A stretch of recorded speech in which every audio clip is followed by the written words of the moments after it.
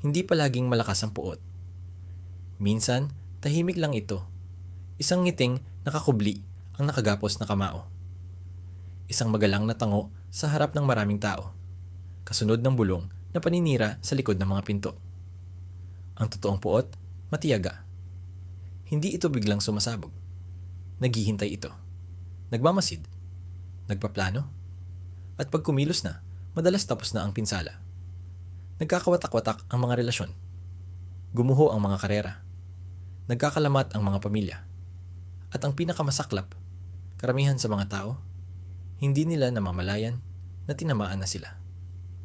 Sa halip na questionin ang naninira, na itatanim sa isip nila na sila ang may problema. Sa video na to, ilalantad natin ang 5 hindi matatawarang senyales ng tunay na puot. Yung klase ng galit na parang lason na dahan-dahang sumisiksik sa buhay mo. Hindi ito basta tampuhan o sandaling pagkainis. Ito ay malalalim na ugali na kapag nakilala mo, babaguhin kung paano mo poprotektahan ang sarili mong kapayapaan. Kung mahalaga sa iyo ang pag-iingat sa sarili, tiwala, at kinabukasan mo, kailangan alam mo ang mga senyal na to bago mahuli ang lahat. Kaya manatili ka hanggang dulo. At kung handa ka nang makita ang mundo ng walang piring, pindutin mo ang subscribe, i-like ang video na to, i-share mo sa kakilala mong kailangan nito, at mag-comment ka sa baba. Pinoprotektahan ko ang kapayapaan ko. Sige, magsimula na tayo. Unang senyales. Aktibo silang gumagawa ng paraan para bumagsak ka. Dito nagiging hindi komportable. At malamang ay pamilyar na rin sa'yo kung medyo matagal ka nang nabubuhay. May mga tao talagang hindi lang basta ayaw sa'yo. Gusto ka nilang matalo. Hindi yung mainit na pagmumukha-mukha, kundi banayad, maingat, pinagplanuhan. Hindi sila sumisigaw. Hindi nagwawala. Gumagalaw sila na parang mga tahimik na saboteur. Nagtatanim ng duda sa iba. Hinihila-hila ang mga bagay sa likod ng tabing. At sinusigurong hindi sila mabubuking. Sa labas, mukhang supportive o mabait pa nga sila. Pero sa bawat ngiti, may nakatagong saya kapag natitisod ka. Pinakamasaklap, halos walang nakakakita hanggat tapos na ang pinsala. Isa sa pinakamalinaw na palatandaan ng tunay na puot ay yung aktibo kang hinaharangan kahit hindi mo makita. Hindi yung tahasang kumukontra sa'yo. Kasi pag ganon, pwede ka pang lumaban. Hindi. Ito yung taong tumatango habang nagsasalita ka. Pumapalakpak sa mga ideya mo. Pero tahimik na binabago ang paligid para di umaangat ang gusto mong gawin. Isipin mo na lang yung office mate na palaging nakakalimutang i-forward sa'yo yung importanteng email bago ang meeting, pero naipasa sa lahat ng iba. O kaya, kaanak na sa kwentuhan sa iba. Banayad kang sinisiraan? Parang biro nilang sinasabing, stress lang yan. Or medyo pabigla-bigla talaga siya.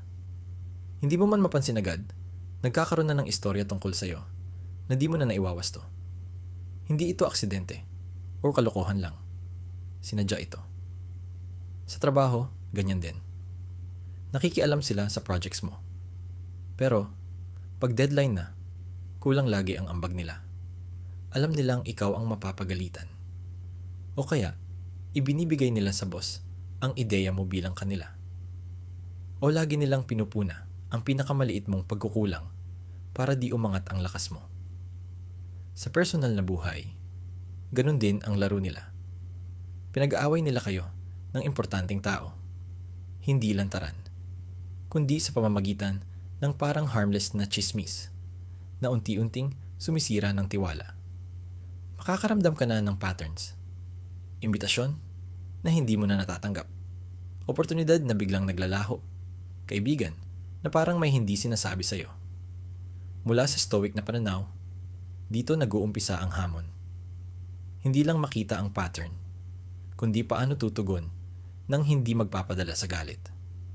Sabi ni Marcus Aurelius, ang pinsalang dulot ng iba ay kasing laki lang ng kapangyarihan na ibinibigay mo dito sa utak mo.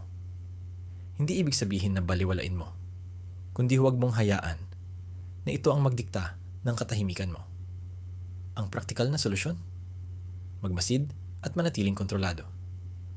Sa halip na magpadala sa damdamin, tingnan mo kung inuulit nila ang mga aksidente. Nakalimutan bang i-message? O lagi bang nakakalimutan? Yung komento? Unique? O lagi nang natutunog sa iba? Pag napatunayan mong ganito, pinakamali ang sumugod habang mainit ang ulo, yun ang gusto nila, para mukhang ikaw ang may mali at sila ang kawawa. Stoic na diskarte.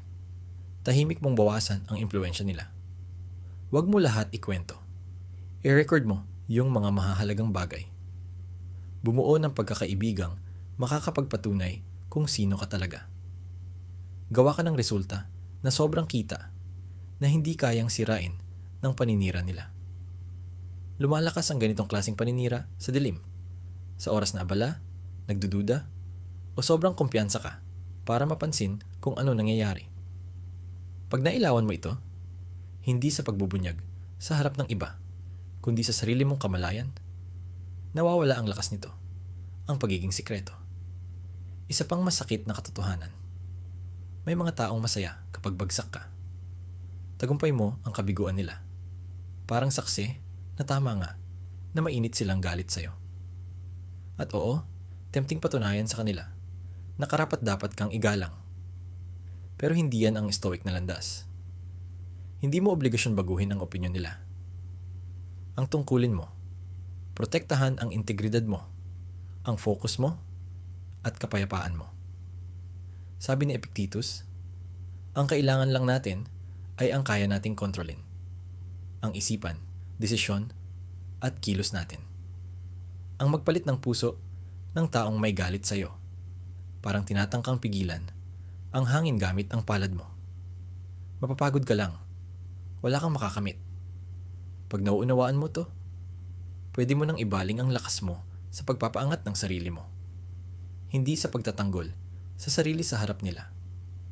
Hindi rin ibig sabihin balewalain mo ang paninira, kundi i-manage mo ito ng matino, nang hindi ka nadadala ng emosyon. Sa pagiging kalmado at hindi pagsabay sa laro nila, nawawala ang armas nila, ang reaksyon mo. Diyan sila nabubuhay, sa gulo. Ang stoic, nananatiling matatag at kalmado. At habang mahalaga, makilala ang unang senyales, simula lang ito. Dahil may isa pang senyales, kasing delikado, kasing nakakasisira, pero mas mahirap mapansin. Ito yung sandali na nagliliwanag ang mata ng isang tao. Hindi sa tagumpay mo, kundi sa sakit mo. At pag nakita mo na yon, mahirap nang kalimutan. Ikalawang senyales. Nagpapakita sila ng saya kapag may masamang nangyayari sa'yo. Hindi ito yung tao lang na medyo naiinggit o yung natapat lang na wala sa mood tuwing magbalita ka ng magandang nangyayari. Mas madilim pa dito. May mga taong tuwang-tuwa kapag napapahamak ka. Hindi nila lubusang matakpan ang excitement pag napagbintangan ka ng buhay. Pwedeng nakabalat kayo ng magagandang salita, pero hindi perpekto ang maskara. Ang tunay na may malasakit, makikinig ng walang paghuhusga, magtatanong para matulungan ka, at mag-aalok ng tulong o suportang dama mong totoo. Ang tono, postura, at mata nila, lahat aligned sa empathy. Pero ang taong may puot sa'yo, ibang energy ang laman ng bawat salita. Kahit tama ang sinasabi, parang umiilaw ng bahagya ang mga mata. Parang mas interesado sila sa detalye ng problema mo. Sa halip na gumaan ang kalooban mo, parang bumibigat. Naglalabas ang pagkukunwari nila sa maliliit na galaw. Maaring ibaba nila ang boses, kunwari nagkakaawa. Pero ramdam mo ang halong tuwa sa bawat salita. Minsan pilit na neutral ang muka, pero may kislot ng ngiti na mapapansin mo lang kung mapanuri ka. Patuloy nilang kinakamusta ang problema mo. Pero hindi dahil gusto kang tulungan, kundi dahil aliw sila sa kwento ng paghihirap mo. Isipin mo ang kaibigang biglang sobrang interesado pag meron kang legal na kaso. Hindi naman nagbibigay ng solusyon, pero todo kutkot sa detalye. Parang teleserye ang tingin. Kapag sinabi mong gipit ka sa pera, aakting nag-aalala. Pero didikit ang usapan sa pagkakamali mo para iparamdam na kasalanan mo rin. Pero ang pinakamatinding senyales, hindi galing sa reaksyon nila pag bagsak ka, kundi sa reaksyon nila pag maganda ang balita mo. Kapag good news, mabilis lang sagot, agad din binabago ang usapan. Pero pag bad news, andyan sila buong oras. Parang sabik makichismis. Sa social media, malinaw din to. Hindi sila nagre-react sa mga achievement mo. Pero unang-una silang nagko-comment kapag may problema kang post. At yung comment nila, mukha mang supportive. Pero pinalalaki ang issue mo para makita ng iba. Hindi ito aksidente. Pattern ito ng pagsasamantala sa negative na energy para lumakas sila. Delikado ito. Hindi lang dahil masakit pakinggan, pero dahil unti-unti ka nitong kinakain sa loob. Kapag lagi mong na-experience, mapapaisip ka kung may dapat ka pa bang pagkatiwalaan. Sa tagal, baka ayaw mo na ring ibahagi ang good news kasi parang hindi naman nila pinapansin. At yan mismong gusto nila, to make you so closed off na ang natitirang bahagi ng sarili mo sa harap nila ay ang laging may problema. Iyon ang bersyong nagpapalaki ng kanilang ego. Pinagtitibay nito ang pakiramdam nilang mas mataas sila. Pinapalakas nito ang lihim nilang tagumpay. Mula sa pananaw ng isang stoic, dito pumapasok ang disiplina ng pananaw bilang iyong pananggalang. Sabi ni Marcus Aurelius, hindi tayo nababahala dahil sa mga bagay-bagay mismo, kundi sa kung paano natin sila hinuhusgahan. Kapag may isang tao na tuwang-tuwa ng palihim sa paghihirap mo, karaniwan nang maramdaman ang galit o sama ng loob. Pero ang stoic na sagot ay makita ang katotohanan nang hindi ito hinahayaan na sirain ang iyong panloob na balanse. Nakikita mo ang reaksyon nila sa tunay nitong anyo. Patunay iyon ng kanilang ugali, hindi ng iyo. At sa halip na harapin sila, sa gitna ng emosyonal na bagyo, ina-adjust mo ang iyong mga hangganan. Mas konti ang ibinabahagi mo. Namimili ka ng bahagi ng buhay mo na ipapakita mo sa kanila. Pinoprotektahan mo ang iyong enerhiya, gaya ng pagpapatibay ng isang kuta sa kanyang mga tarangkahan. Hindi ibig sabihin nito na lalayo ka na sa mundo o magdududa ka sa lahat. Ibig sabihin nito'y maging mapagmasid ka sa mga pattern. Hindi lang sa mga hiwalay na insidente. Maaring wala lang ang isang off-key na reaksyon. Pero ang paulit-ulit na kasiyahan nila sa iyong paghihirap ay ibang usapan na yon. At ito ay isang bagay na dapat mong tugunan. Hindi sa pagbabago sa kanila, kundi sa pagtatanggal ng kapangyarihan nila sa iyong emosyonal na kalagayan.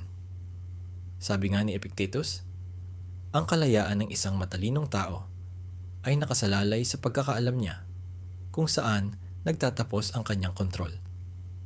Hindi mo kayang gawing masaya ang iba para sa tagumpay mo kung pinili na nilang mainsulto rito.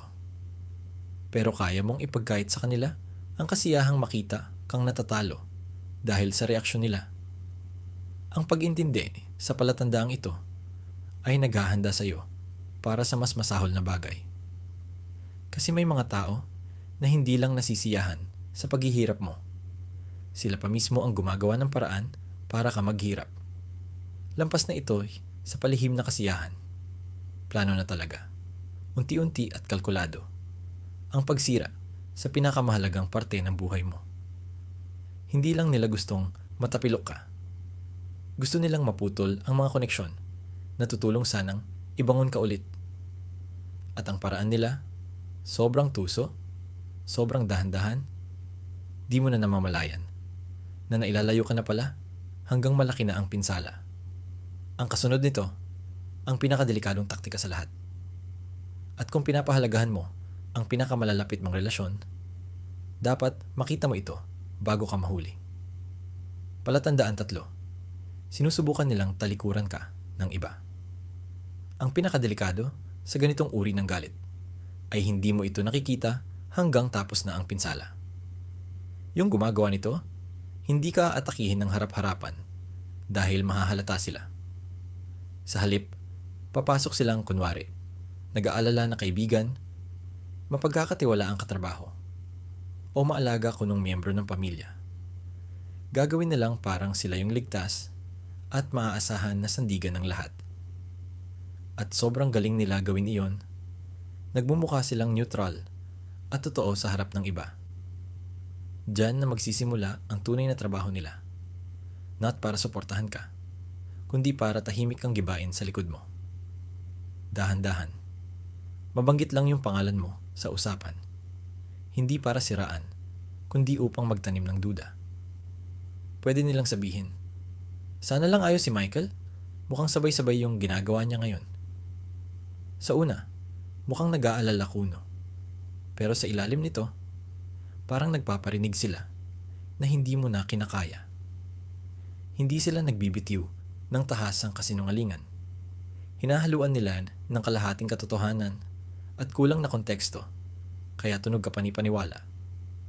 Kapag stress ka sa trabaho, babanggitin nila. Pero ipapahiwatig, napalpak ka na. Kung nagkamali ka, isasalaysay nila. Pero hindi na sasabihin na inayos mo naman agad. Sinasadya nilang gawing ayos at parang pribado ang kunwari pag-aalala nila para magmukha silang maaasahan. Pero ikaw ay nagmumukhang may diferensya. Nakita ko na ito kay David. Isa siyang senior manager sa isang malaking kumpanya. Taon niyang pinatatag ang relasyon sa team niya. Pero may kasamahan siya. Tawagin na lang natin na Mark, na unti-unting pinuwesto ang sarili bilang emotional anchor ng team. Paunti-unti, kakausapin niya ng paisa-isa ang ibang member. Magpapakita ng pag-aalala kay David na baka masyado na daw napapressure at baka hindi na nakakagawa ng tamang desisyon.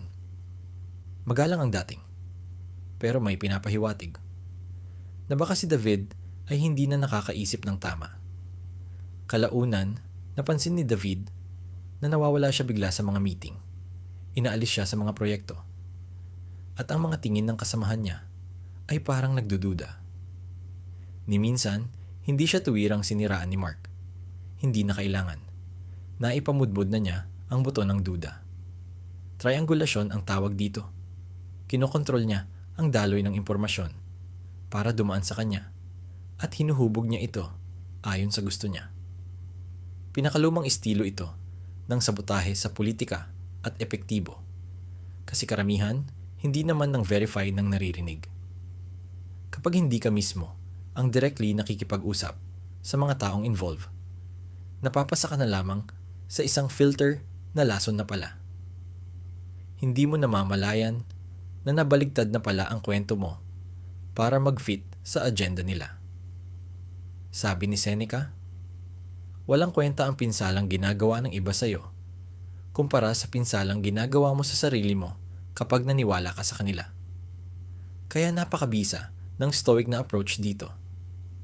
Hindi mo mapipigilan ang pagbulong ng iba, pero pwede mong pigilan ang bulong na maging ugat sa isip mo. Dapat mong kapitan ang alam mong totoo at panatilihing bukas at direkta ang mga linya ng komunikasyon sa mga mahalaga sa iyo. Kung may kaibigang biglang lumayo, kausapin mo siya direkta. Kung may katrabaho kang biglang umiiwas, klaruhin mo ng harapan. Huwag umasa sa sabi-sabi. Huwag ibigay sa manipulator yung pagiging gitna nila sa impormasyon. Putulin sila sa loop hanggat maaari. Ginugulo nila ang relasyon mo sa mga pinakamalapit sa'yo kasi alam nila, diyan ka malakas. Kung magdududa ka sa kakampi mo o mapagdududahan ka ng kakampi mo, babagsak ka kahit walang lantaran na labanan.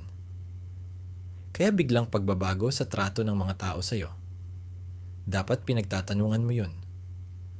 Kapag ang taong dating tiwala sa iyo ay biglang lumamig ng walang dahilan, isipin mo kanino sila madalas at anong naitanim na sa isip nila.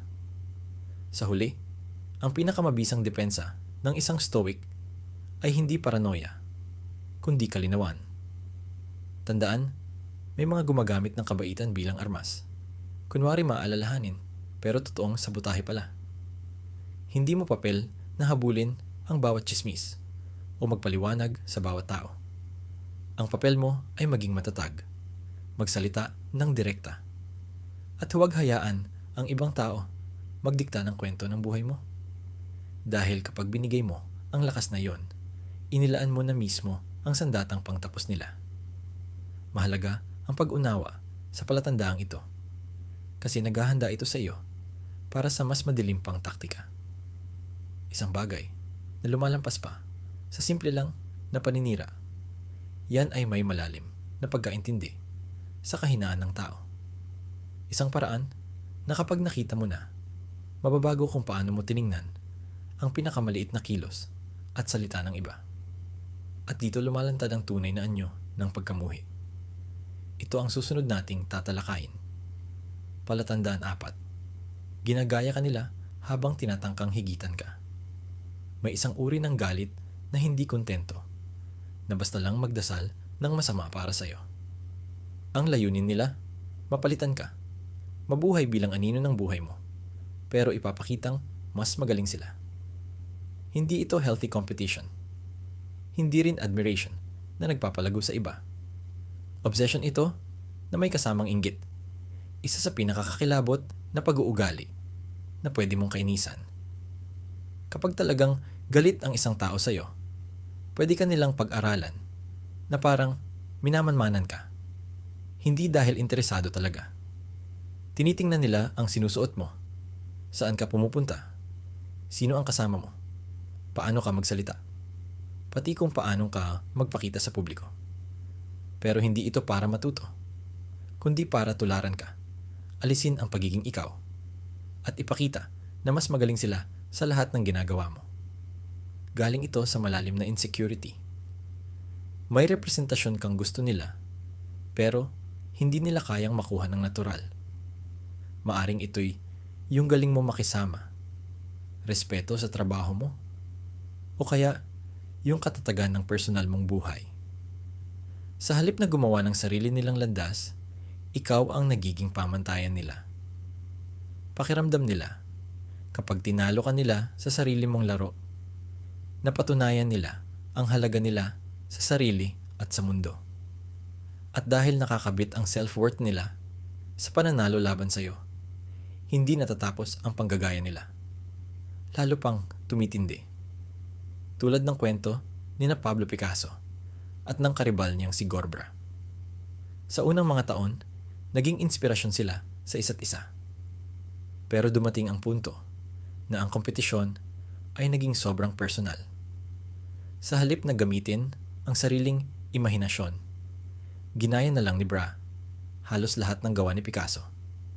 Minsan, hindi na alam ng iba kung sino ang totoong gumawa. Sa paningin ng iba, parang healthy inspiration lang. Pero alam ni Picasso ang totoo. Hindi ito celebration ng shared genius. Pagsakop ito ng espasyo, pagbura sa pagkakakilanlan niya, at pagkukunwaring mas magaling sa pamamagitan ng pangungopya. Ganyan ang masamang panggagaya. Hindi ito nagdadagdag ng halaga. Binubura nito ang orihinal. Kung healthy ang inspirasyon ng tao sa iyo, gagamitin niya ang ideya mo bilang simula, tapos dadagdagan ng sariling bersyon at aaminin ang impluensya mo. Pero kapag galit ang motibo, parasitiko ang labas. Kinokopya nila lahat. Kukuntian lang ng modifikasyon para lang masabing kanila. Tapos ilalantad ito ng parang orihinal nila. Sa trabaho, pwedeng gayahin ang proposal mo, baguhin ng kaunti, tapos ipasabi lang kanila. Sa personal na buhay, kuhanin ang hobby mo, tapos magmamagaling pa na mas magaling or mas passionate sila kaysa sayo. Hindi ito tungkol sa sabayang kasiyahan. Layunin nito na alisin ang karapatan mo dito. Pinakamalupit, Kadalasan, kasabay nito, ang gaslighting. Maari ka pa nilang akusahan na ikaw ang nangungopya. Babaligtarin ang kwento para kang magbukang tagagaya at sila ang innovator. At sa baligtadang iyon, hindi lang credibility mo ang nadadali, pati narrative nila ng superiority lalo pang lumalakas. Habang lumilipas ang panahon, parang pakiramdam mo, nabubuhay ka sa isang baluktot na salamin ng sarili mong buhay. Lahat ng desisyon mo ay laging may taong tila gustong higitan ka sa lahat ng paraan. Sabi ni Epictetus, kung gusto mong mag-improve, matutong maging kontento. Kahit isipin ng iba na ikaw ay hangal at tanga. Yun ang sagot sa laro nila. Sa sandaling tumigil ka sa pagnanais na manalo laban sa kanila, aagawin mo yung gasolina na nagpapagana ng kalakaran nila. Ang stoic na sagot ay hindi ang makipagkompetensya ng mas matindi sa ring nila, kundi ang lumayo na lang sa mismong paghahambing. Nabubuhay ang obsession nila sa reaksyon mo. Kapag tumanggi kang pumatol, namamatay yon. Ang totoo, kahit anong panggagaya gawin ng isang tao sa iyo, hindi nila makokopya ang panloob mong pundasyon ng pagkatao.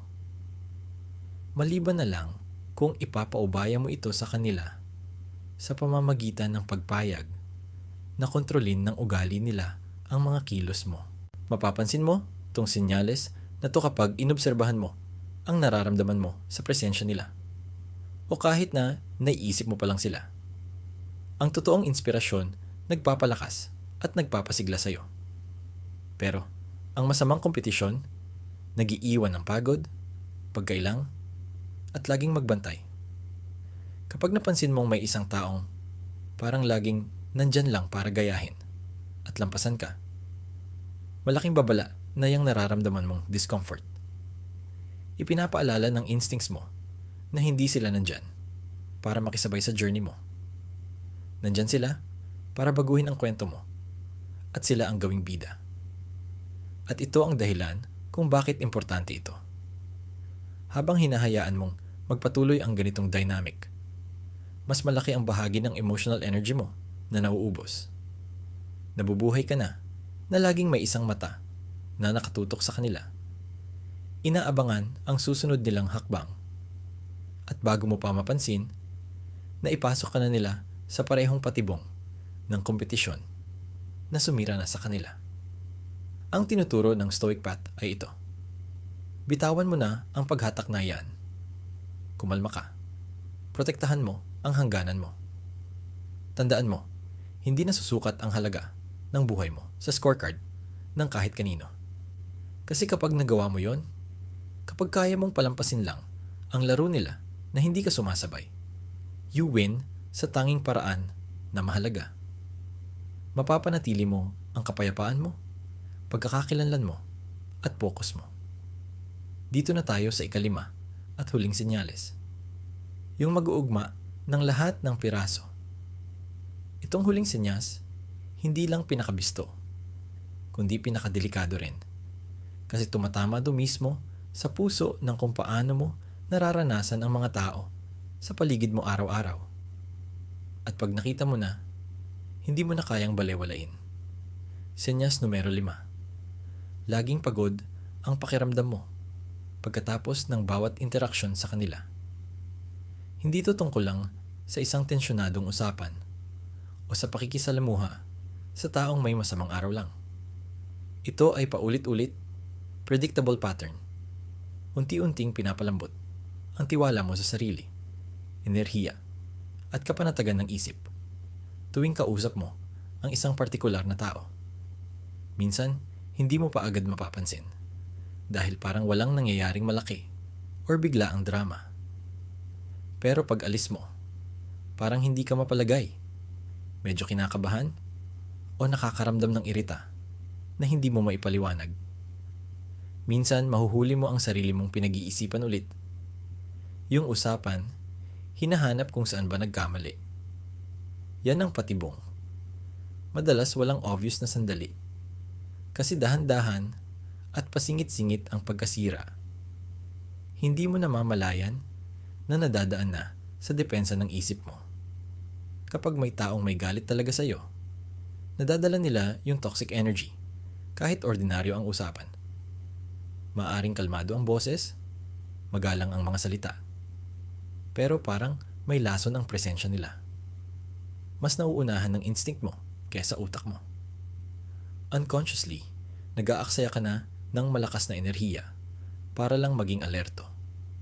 Para ipagtanggol ang sarili mula sa banayad na pag-atake na hindi mo man lang mapangalanan pero siguradong nararamdaman.